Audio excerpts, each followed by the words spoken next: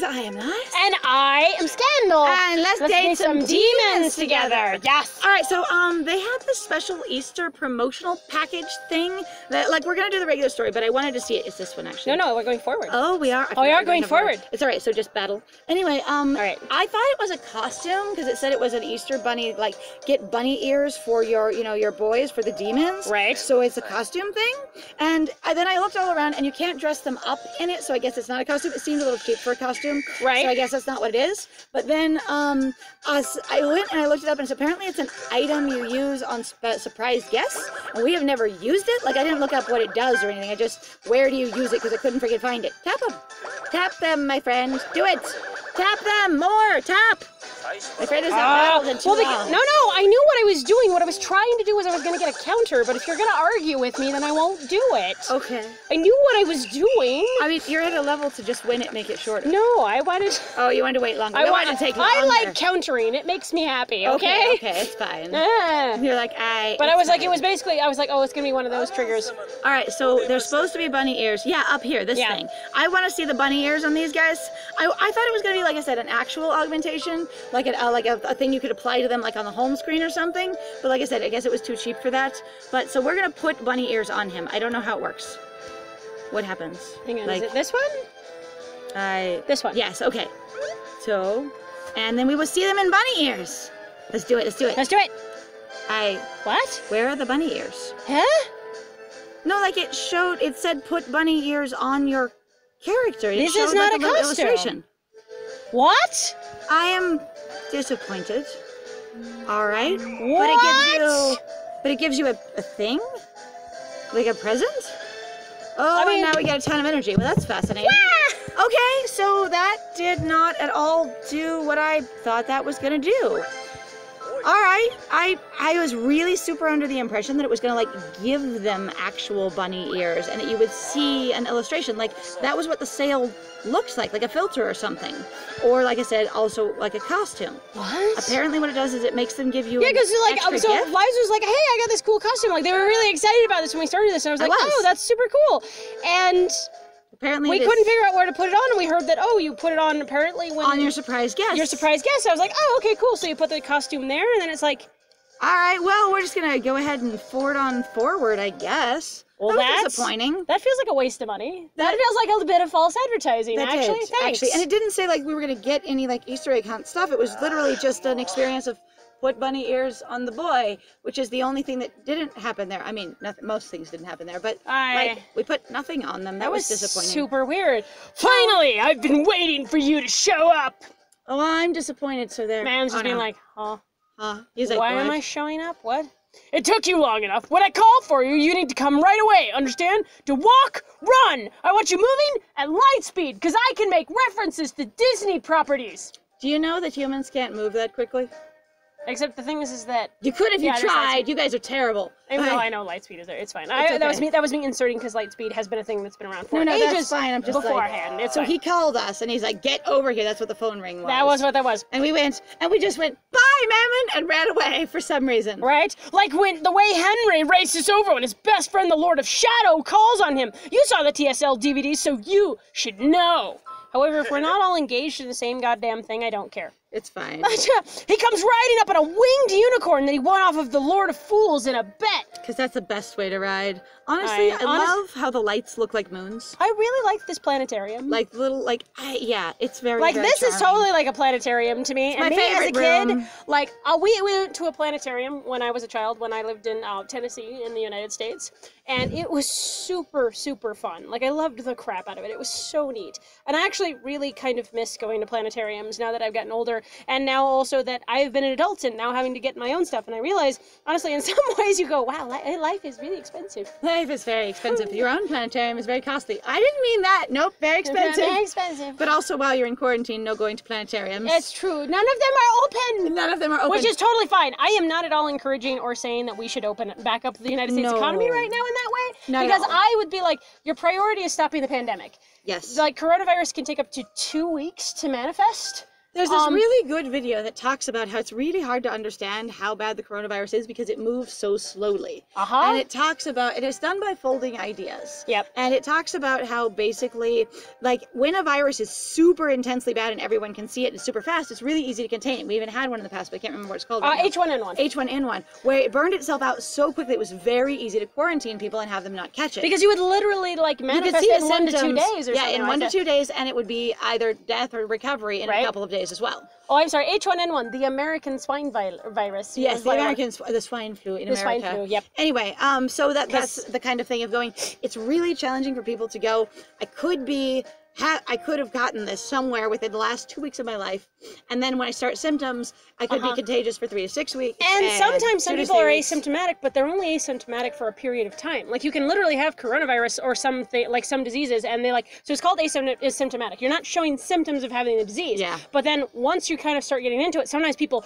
really aggressively show finally symptoms from the thing that they have. That they've had for a while. Anyway, take care of yourselves in there, out there. Yes. You know, social distance, wear your masks. Wear your masks. Clean your hands, wash, like, thoroughly, please. Yeah, like, and do pay attention. Like, it can feel weird to be like, I'm around somebody and I need to be far away from them. Like, there's so much level of politeness culture, but, like, combined with entitlement culture of the, I get to go next, but also I'm trying to, like, you know, give you your space. Right. And it's been challenging for people. Just give people their space and do the best to, you know, maintain your own. Yes. You'll be awesome. Now, don't get me wrong, I'm not saying that you and I are best friends or anything, as if. So, do you know why I called you here? I hope you're going to give me a Apparently, soundtrack. I'm suddenly going to be freaking mind reading. To patch things up between us. None. I'm like... To give us the soundtrack. I know, I was like, man, going soundtrack? You. Let's like, have a soundtrack. That was all it was, is we're going to give us a soundtrack so we can stop having this conversation. Because I don't have any particular reason why. I, like, even just character-wise, like, character motivation being like, so boomer mentality probably would be, in this case, based off of my own experiences, would be a lot of, you're really aggravating and you're kind of really irritating and I will tolerate you, but I'll be like your parent and sort of control you, rather than, like, there's no friend thing here. Unless you're being very soft, like, let's be friends, so that I will just watch you along. Let's make it good. Like, kind or of thing. I'm also fascinated that you could answer a phone call from him with Mammon in your room, and then go, I'm going to go see Levi, and then leave your room, and Mammon would not be like, I will come with you and kick his ass and protect you. Right, especially after that huge, like, blow up. I guess. Like, why would no one go with you? Right. Especially after he's like, I need to babysit you harder. You finish putting the bandage on your wrist and, you know, massaging your sad ass. And then you go walking off down the hall to go do this. Like, somebody would need to come with. Like, it feels very strange. So again, though, we're talking about a boomer man, probably somewhere in his 60s, basically, retirement age. Clearly a white guy. Yeah. I'm like, what would it to eat me? Let's be friends. Like, is there, like, there's some level of, like some, I think they'd be jokingly like, what, to eat me? You know, but that doesn't necessarily work. That doesn't match the tone because it just happened. No. I think let's be friends is that business kind of thing, like let's get along. You can use that as a simile, basically, of let's be friends. Right. Like, let's be friendly about this. Let's do this nicely. Right. We have to be around each other for an entire fucking year. Let's be friends. Yeah. Does that seem reasonable? Sorry, let's be friends. I don't like it because none of them really work, because there's a level of, like, ambition and aggression that's not involved in any of these statements. Yeah. Of being like, I don't necessarily really care about your feelings. I really? What? We got approval. Apparently that was the thing that made him really happy, even though he's like, it's not like we're friends or anything, and you're like, what? Did you say friends? You and me? Are you out of your mind? I'm gonna turn into an off. You know I tried to attack you, right? And that if Lucifer hadn't intervened, you'd be dead right now. You realize that, right? I mean, that literally just happened. Have you already forgotten, or are you just dumb? No, actually, boomers are notorious in my experience, particularly because my mom's a boomer, and my family's, you know, of that generation, where you really kind of just go, you act like nothing is wrong. Yeah. There's a lot of dismissiveness, there's a lot of not engagement. If I walked out of the argument and we're not still in the same space, I'm never going to mention it. We could have been screaming at each other last night at the cocktail party or at the barbecue or whatever, but if you wake up in the morning and you don't start it again, it's done. Yeah. You'd never talk about it ever again. Yeah. I mean, granted, my mother and my father do not do necessarily that for a while, but my mom is notoriously bad about basically continuing those arguments or whatever. Think if you have someone visiting, yeah. and you have a bunch of guests over, and they get up in the morning, you're like, "Hi, good morning," and you hope they pick the tone. Right. That they pick up on that. Right. Like, let's be friends. Like, do you have the memory of a goldfish or something? Which is completely untrue. Goldfish have actually really good memories, and that's actually a poor thing that people have talked about in regards to 3-second memories. Yeah, like they really do have more, like I think they said like a 5-minute memory, like then also can last up to 5 years, especially if you're very consistent, they're very well cared for. I say they have implicit memories more than explicit memories where, yes, they might forget, but a lot of it's understanding, going, they haven't, like their long-term memory is better than their short-term memory. Right. So if you could do things very, very regularly, it will commit to long-term memory. Right. And they can recognize certain people, they can recognize certain behaviors, and they can learn tricks. But also, like, damn you guys, like if you ever have goldfish, please don't stick them in tiny little orbs, like, or little tanks or whatever, like goldfish. So actually goldfish culture or fish in fish bowls culture. So there was this thing historically, and I don't know if this is 100% accurate, but I did listen to it from a reliable source, where that people who owned fish historically would display them. So they would pull them out of their ponds when they were having guests and put them in big glass jugs and pitchers and containers and things to show them off to party guests. The fish didn't live in there. They weren't kept in there. It was for a few hours. It was a temporary while guests were there to go, you cannot see the beautiful creatures I own in my pond, and I will show them off to you, my expensive fish, in the party. I love, honestly, in that way, that people have started to basically make sort of like tanks, so fish can actually swim up through ponds into an elevated sphere. So they can look around and we can look around. Oh. Yeah, fish in periscopes is wonderful. It's so cool. Like, it's really great, where they have a fishbowl to look at us from, and where we get to look at them. Anyway, so the theory is, or at least the extrapolation was that practice was appropriated from the culture, going, I didn't look at the origin of it or what they were doing. I just went, fish in bowls. God, I'd love a pretty fish in a bowl. Right. And you don't know the other half of it if they go back in the pond. Yeah, exactly. Anyway, large enclosures, healthy, good enclosures. Or maybe you have amnesia. Like, also, let's be friends. Seriously, what are you, 5 years old? Who actually walks up to somebody and asks something like that? Could you be any lamer? You're unbearable. Honestly, it's actually a really good and healthy thing to do, of being like, hey, so we established what's clearly going on here. I know people go, but it's not sexy, but it's not interesting, but it's not this, blah, blah, whatever. It's like, so you know what's going on. Yes. Oh my God. Consent and communication is important. Guessing is never as comfortable and as, like, safe feeling. So somebody once described that love doesn't feel like your heart's going to burst out of your chest every time you see someone. It feels like comfort and safety and ease and relaxation. Right. And it doesn't mean that that's necessarily what it feels like for you, but there is this experience of going, if you get anxiety boost every time you're with your partner or your crush, it is a level of unknowing. You do not know what's going to happen or what's going to go on. And you might be excited, but because it could be something good, but you don't know. When I've done in management, one of the big things that they said is it's really important to know how people see you, how your team sees you. So if you show up when something bad has gone on, do they know exactly what to expect from you? Right. And if they know to expect something good, they're all going to receive you positively. But if they don't know what to expect, they're going to receive you with anxiety. And maybe sometimes it'll go good, sometimes it'll go bad. But the thing is anxiety, even though it does put your body in a heightened state, an excited state, it isn't a comfortable state. Right. It isn't an open and intimate state. And also, as far as I've seen, at least also based off of my own experiences, past a point, you actually start to basically become addicted to that high. What people go, God, our relationship was going so good, and then it sort of just tapered out after a while. It's like, because you got to know them. They no longer became this fear response / I got an adrenaline rush every time I saw you. Fight or flight of every time I saw you, because I don't know what you're going to say. I don't know how you're going to act. Right? And you're like, just the same spark isn't so there. Good. And you're like, because... That spark was terror. Right. And it's really, in some cases, as far as... It was terror combined with attraction. Right? And you're kind of like, I kind of want to mention Lagos. I might be down as scared and horny. Yep. Yes. Like, totally. I'm just like, anyway, so we'll keep going, but that's a thing. Try... Eventually we'll talk about Lagos. Try looking at comfort. It's good. Oh, right. Look, here's the thing. You remember why we decided to have the competition in the first place, right? It was to see who the bigger TSL fan was. What? And I told you that if you won, I'd enter into a pact. We're really just gonna pact. Oh God, is this gonna happen right now? That little trump card you pulled out was a real dirty trick. A promise is a promise, but we didn't win. We didn't. Maybe he feels like that's you going the extra mile to be a TSL fan, and so for his standards, you've won. That would be good to make that more clear, Honestly, that's a kind of, because that would be a piece of interesting character. Right? To make it really clear that it doesn't matter what the officiated standard was, but he went, you showed more enthusiasm and dedication in hunting this down than I did, therefore I respect that and call that a win. Right? Also, for me, though, I'm kind of like,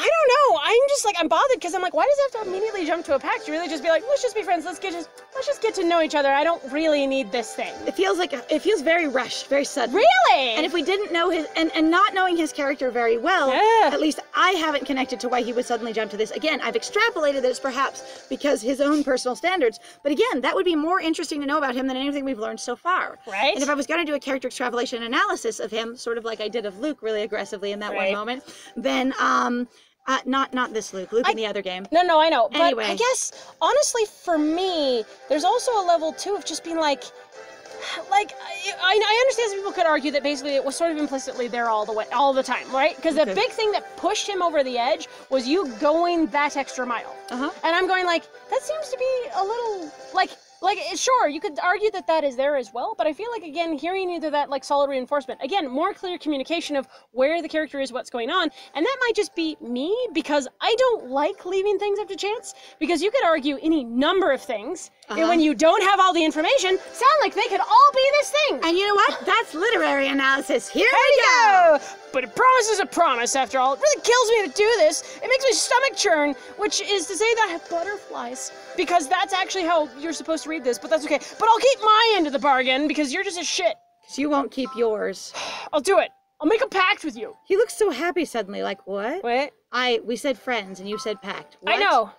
Thank you, you're damn straight. Wait, are you plotting something? We could just be like, does that mean we're done? Thank you? I mean, if we're taking the position now at this point, I think with, like, how I could see Man basically treating his relationship with Levi is being like, I will be the authoritative, I will give you very soft, like, very clear directions. Yes, no, I'm your parent. Yes. And you are a weird-ass creature that I'm supposed to be raising, because honestly, I don't like the way the boomers tend to look at their kids, which isn't true for all of them. But there seems to be a weird mentality of going, like, children are weird. There were less parenting resources and knowledge, and the parenting culture back in the boomer age was much more challenging than it is now, because, again, there was less resources. It's true. And it doesn't mean that everyone parented that way, but there is, one of the main big, huge things that I hear from, grandparent and great-grandparent age people is really this experience of going, my childhood sucked and it was awful, and basically, but we were tough because of it. But there's this sort of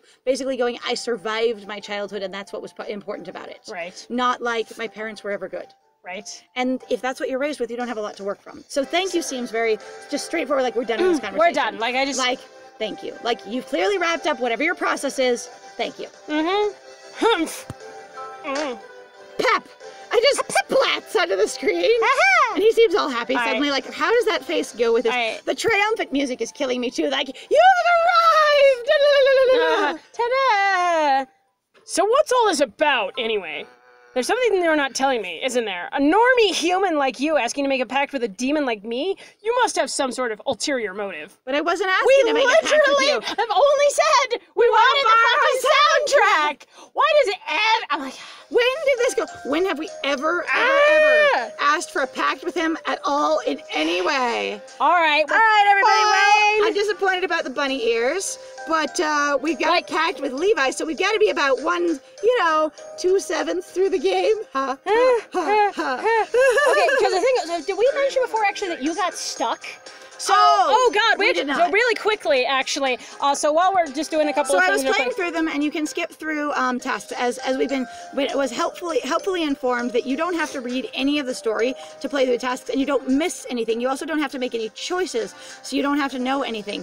But what I found out was that ends, and eventually you do have to. So right up here, Pep. Is it 8 or is it 7? I think it's in 7.